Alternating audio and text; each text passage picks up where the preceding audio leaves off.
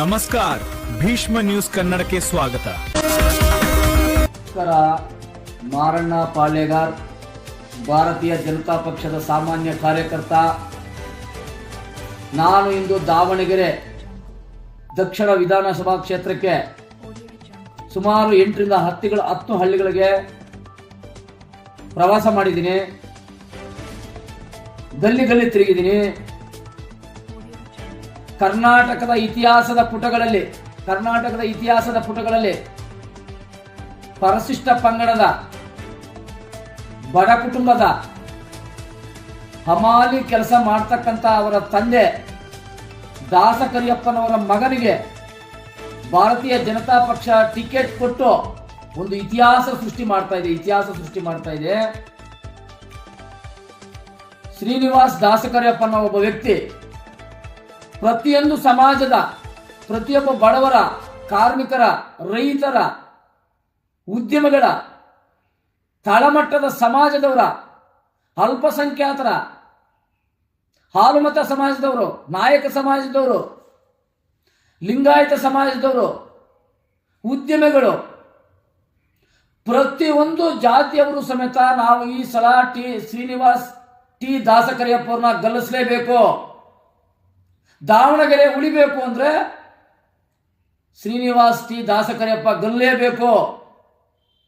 ಇಡೀ ನಗರನ ಯಾವುದೋ ಒಂದು ಕುಟುಂಬದ ಕಪಿಮುಷ್ಟಿಗೆ ಕೊಡಬಾರದು. ದಕ್ಷಿಣ ಕ್ಷೇತ್ರಕ್ಕೆ ಯಾವುದೇ ಇಂಡಸ್ಟ್ರಿಗಳಿಲ್ಲ, ಯಾವುದೇ ಗಾರ್ಮೆಂಟ್ಸ್ಗಳಿಲ್ಲ, ಯಾವುದೇ ಒಳ್ಳೆಯ ಪಾರ್ಕ್ಗಳಿಲ್ಲ, ಯಾವುದೇ ಒಳ್ಳೆಯ ಆಸ್ಪತ್ರೆಗಳಿಲ್ಲ, ಯಾವುದೇ ಒಳ್ಳೆಯ ಶಿಕ್ಷಣ ಸಂಸ್ಥೆಗಳಿಲ್ಲ. ಉದ್ದೇಶಪೂರ್ವಕವಾಗಿ ಹಿಂದೆ ಇರ್ತಕ್ಕಂಥ ಪುಣ್ಯಾತ್ಮರು ದಾವಣಗೆರೆ ದಕ್ಷಿಣ ಕ್ಷೇತ್ರವನ್ನು ಏನು ಇಲ್ದಲೆ, ಎಲ್ಲ ಇದ್ದು ಏನು ಇಲ್ದಲೆ ಆ ಕ್ಷೇತ್ರವನ್ನು ಮಾಡಿದ್ದಾರೆ. ಹಂಗಾಗಿ ಈ ಕ್ಷೇತ್ರದ ಅಭಿವೃದ್ಧಿ ಅಧಿಕಾರ, ದಲಿತರ ಪರ ನಿಲ್ಲುವಂತ ಒಬ್ಬ ವ್ಯಕ್ತಿ, ಒಬ್ಬ ಹಮಾಲಿ ಮಗನಾಗಿ ಪ್ರತಿಯೊಬ್ಬರ ಕಷ್ಟ ಸುಖ, ನೋವು ನಲಿವು, ದುಃಖ ದುಮ್ಮಾನ ಗೊತ್ತಿರ್ತಕ್ಕಂಥ ವ್ಯಕ್ತಿನ ಭಾರತೀಯ ಜನತಾ ಪಕ್ಷ ಅಭ್ಯರ್ಥಿಯಾಗಿ ಘೋಷಣೆ ಮಾಡಿರೋದು ಕೇವಲ ಅಭ್ಯರ್ಥಿ ಕುಟುಂಬಕ್ಕಲ್ಲ, ದಾವಣಗೆರೆ ದಕ್ಷಿಣ ಕ್ಷೇತ್ರದ 2 ಲಕ್ಷ ಚಿಲ್ಲರೆ ಇರ್ತಕ್ಕಂಥ ಎಲ್ಲ ಮತದಾರರಿಗೂ ಸಿಹಿ ಸುದ್ದಿ ಇದು. ಅಭ್ಯರ್ಥಿ ಘೋಷಣೆ ಮಾಡಿರೋದೇ ಸಿಹಿ ಸುದ್ದಿ ಆದ್ರೆ ಅಭ್ಯರ್ಥಿನ ನಾವು ಗೆಲ್ಲಿಸ್ತೀವಿ ಅಂತ ಪಣ ತೊಟ್ಟಿದ್ದಾರೆ. ಇಲ್ಲಿ ನಡೀತಕ್ಕಂಥ ಚುನಾವಣೆ ಕಾಂಗ್ರೆಸ್ ಮತ್ತು ಬಿಜೆಪಿ ಮಧ್ಯೆ ನಡೀತಕ್ಕಂಥ ಚುನಾವಣೆ ಅಲ್ಲ. ಶ್ರೀಮಂತ ಮತ್ತು ಬಡವರ ಮಧ್ಯ, ಒಬ್ಬ ಹಮಾಲಿ ಕುಟುಂಬ, ದಲಿತ ಕುಟುಂಬ, ಅಲ್ಪಸಂಖ್ಯಾತರ ಕುಟುಂಬ, ಹಿಂದುಳಿದ ವರ್ಗದ ಕುಟುಂಬ, ನೊಂದ ಕುಟುಂಬ ಮತ್ತು ಶ್ರೀಮಂತರ ಕುಟುಂಬಗಳ ಮಧ್ಯೆ ನಡೀತಕ್ಕಂಥ ಚುನಾವಣೆ ಇದು. 27 ವರ್ಷದ ಒಬ್ಬ ಯುವಕನಿಗೆ ಟಿಕೆಟ್ ಕೊಡ್ತಕ್ಕಂಥ ನೆಸಿಟಿ ಏನಿತ್ತು? ಮಾನ್ಯ ಸಿದ್ದರಾಮಯ್ಯನವರೇ, ನೀವೇನಾದ್ರೂ ಹಣವಂತರ ಪರವಾದಂತಹ ಸರ್ಕಾರ ನಡೆಸ್ತಾ ಇದ್ದೀರಾ? ಹಣವಂತರ ಪರವಾಗಿ ಸರ್ಕಾರ ನಡೆಸ್ತಾ ಇದ್ದೀರಾ ನೀವು? ನಿಮ್ಮ ಒಂದು ತಪ್ಪಿನಿಂದ, ನೀವು ಮಾಡಿರ್ತಕ್ಕಂಥ ದುಡುಕಿನ ನಿರ್ಧಾರದಿಂದ ಇವತ್ತು ಇಡೀ ಸಮಾಜ, ಇಡೀ ಧರ್ಮ, ದಾವಣಗೆರೆ ದಕ್ಷಿಣದ ಪ್ರತಿಯೊಬ್ಬ ಮತದಾರರು ಸಮೇತ ಶ್ರೀನಿವಾಸ್ ದಾಸ ಕರಿಯಪ್ಪನವರು ಶಾಸಕರಾಗಿದ್ದಾರೆ. ಘಂಟಾಘೋಷವಾಗಿ ಹೇಳ್ತಿದ್ದಾರೆ. ಮುಸ್ಲಿಂ ಹೆಣ್ಣುಮಕ್ಳು ಹೇಳ್ತಿದ್ದಾರೆ, ಮುಸ್ಲಿಂ ಯುವಕರು ಹೇಳ್ತಿದ್ದಾರೆ, ಮುಸ್ಲಿಂ ಕಾರ್ಮಿಕರು ಹೇಳ್ತಿದ್ದಾರೆ, ಉದ್ಯಮಿಗಳು ಹೇಳ್ತಿದ್ದಾರೆ, ದಲಿತ ಹೆಣ್ಣುಮಕ್ಳು ಹೇಳ್ತಿದ್ದಾರೆ, ಬಡವರು ಹೇಳ್ತಿದ್ದಾರೆ. ಒಳ್ಳೆ ಪಾರ್ಕ್ ಇಲ್ಲ, ಒಳ್ಳೆ ಶಾಲೆಗಳಿಲ್ಲ, ಒಳ್ಳೆ ಆಸ್ಪತ್ರೆ ಇಲ್ಲ, ಒಳ್ಳೆ ಇಂಡಸ್ಟ್ರೀಸ್ ಇಲ್ಲ. 7 ಕಣಕ್ಕೆ ದಾವಣಗೆರೆ ಬಹುತೇಕ ಪಾಲು ನಮ್ಮ ಆಸ್ತಿ ಅಂತಿಲ್ಲ ನೀವು. 7 ಕಣಕ್ಕೆ ಬಹುತೇಕ ಆಸ್ತಿ ನಮ್ಮ ಆಸ್ತಿ ಅಂತ ಹೇಳ್ತಿದ್ದೀರಾ. ಆ ಗಲ್ಲಿಗಳ ಪರಿಸ್ಥಿತಿ ಏನು? ಅಲ್ಲಿರ್ತಕ್ಕಂಥ ಒಳ್ಳೆ ಶಿಕ್ಷಣ ಸಂಸ್ಥೆಗಳಿಲ್ಲ, ಒಳ್ಳೆ ಸ್ಕೂಲ್ಗಳಿಲ್ಲ, ಅವ್ರ ಮಕ್ಕಳು ಯಾರು ಉದ್ಧಾರ ಆಗಬಾರ್ದು ಅನ್ನೋದೇ ನಿಮ್ದು ಏಕೈಕ ಗುರಿ. ಆದ್ರೆ ಸೋಲಿಗೆ ಕಾರಣ ಆಗ್ತಾ ಇದೆ. ನಾನು ಇನ್ನೊಂದು ವಿಶೇಷತೆ ಕಂಡಿತು. ಭಾರತೀಯ ಜನತಾ ಪಕ್ಷದ ಪ್ರತಿಯೊಬ್ಬ ಕಾರ್ಯಕರ್ತರಿಂದ ಹಿಡಿದು, ಪ್ರತಿಯೊಬ್ಬ ಮುಖಂಡರಿಂದ ಹಿಡಿದು, ಪ್ರತಿಯೊಬ್ಬ ಜಿಲ್ಲಾ ಮಟ್ಟದ ಮೊದಲನೇ ಸಾಲಿನಲ್ಲಿರ್ತಕ್ಕಂಥ ಮುಖಂಡರಿಂದ ಹಿಡಿದು ಅಲ್ಪಸಂಖ್ಯಾತರಿಂದ ಹಿಡಿದು, ಕಾರ್ಮಿಕರಿಂದ ಹಿಡಿದು, ರೈತರಿಂದ ಹಿಡಿದು, ಹಳ್ಳಿಗಳಲ್ಲಿ ಇರ್ತಕ್ಕಂಥ ಒಂದು ಪ್ರತಿನಿತ್ಯ ಕೂಲಿ ಕಾರ್ಮಿಕರಿಂದ ಹಿಡಿದು ಶ್ರೀನಿವಾಸ್ ಟಿ ದಾಸಕರಿಯಪ್ಪ ಗೆಲ್ಲಬೇಕು, ಶ್ರೀನಿವಾಸ್ ಟಿ ದಾಸಕರಿಯಪ್ಪ ಗೆಲ್ಲಬೇಕು. ಅಭೂತಪೂರ್ವವಾದ ಬೆಂಬಲ. ಇದು ಒಂದು ಇತಿಹಾಸ ಸೃಷ್ಟಿ. ಒಬ್ಬ ಸಾಮಾನ್ಯ ಕಾರ್ಯಕರ್ತ